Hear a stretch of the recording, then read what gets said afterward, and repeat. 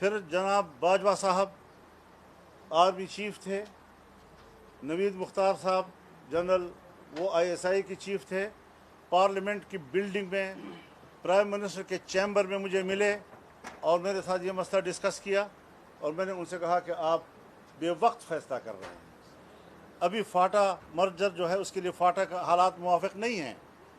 ہم نے بہت تجویزیں دی لیکن وہ بضد تھے کہ جی امریکہ کا دباؤ ہے، جی امریکہ کا دباؤ ہے۔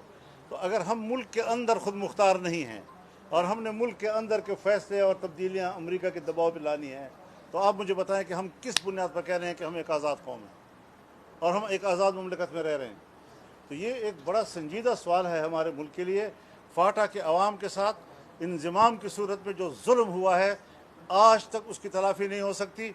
اس وقت تک ان کو 800 ارب روپے ملنے چاہیے تھے، 800 ارب، اور ابھی 100 ارب مشکل سے ان کو پورے ہوئے ہیں 8 سال کے بعد، ہر سال ان کو 100 ارب ملنے تھے۔ تو اس فاٹا کے عوام نے کیا جرم کیا ہے؟ فاٹا کے عوام نے تو ملک کا دفاع کیا ہے، وہ آپ کا ایک سرحدی دفاع کا کردار ادا کرتے رہے ہیں۔ اس لیے ان اجتماعات سے اور سیمیناروں سے کچھ نہیں ہوگا۔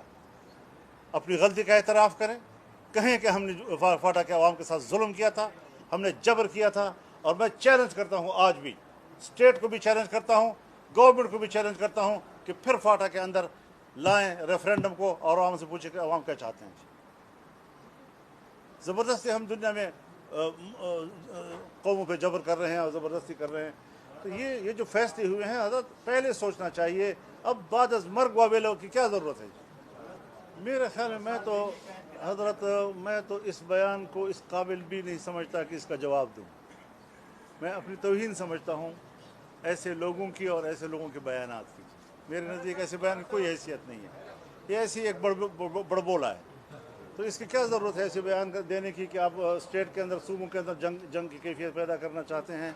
جلسے ہیں تو جلسوں کے اپنے ذمہ داران موجود ہیں، صوبوں کی پارٹیاں موجود ہیں، صوبے کی پارٹی رد عمل دے سکتی ہے جس صوبے میں ہوتا ہے۔ آپ اگر طاقت کا مظاہرہ کرنا چاہتے ہیں تو اپنے صوبے میں کریں، لیکن اگر دوسرے صوبے میں آپ کرتے ہیں اور وہاں گورنمنٹ آپ کو اجازت نہیں دے رہی ہے تو پھر اس پہ صوبہ کو اور گورنمنٹ کو کیوں تصادم کا حصہ بننا چاہیے؟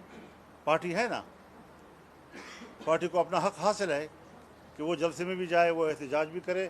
یعنی میں ذاتی طور پر جلسے کو روکنا اس کو غیر جمہوری عمل سمجھتا ہوں۔ حکومت کو تنگ نظری نہیں دکھانی چاہیے، جلسے کی اجازت PTI کو ملنی چاہیے، جو نہیں دی گئی اس کو میں زیادتی سمجھتا ہوں، جمہوری عمل کے خلاف سمجھتا ہوں۔ لیکن صوبے کے ایک وزیر اعلیٰ کی طرف سے اس طرح کا بیان جو ہے وہ بھی ملک کے لیے بہتر نہیں ہے، یہ بچپنا ہے، یہ ناتجربہ کاری ہے۔ ہمارا واسطہ ہے تو ہمارے صوبے میں ہمارا ووٹ اور ہمارا مینڈیٹ چوری کیا گیا ہے اور ان کو دیا گیا ہے، اس بات کا نوٹس کیوں نہیں لے رہے وہ لوگ؟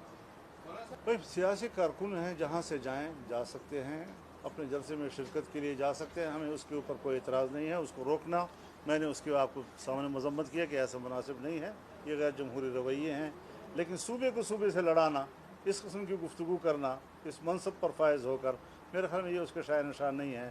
پارٹی چیئرمین موجود ہے، پارٹی لیڈر موجود ہیں، سیاسی جس کے پاس کوئی سرکاری منصب نہیں ہے وہ بات کر سکتے ہیں۔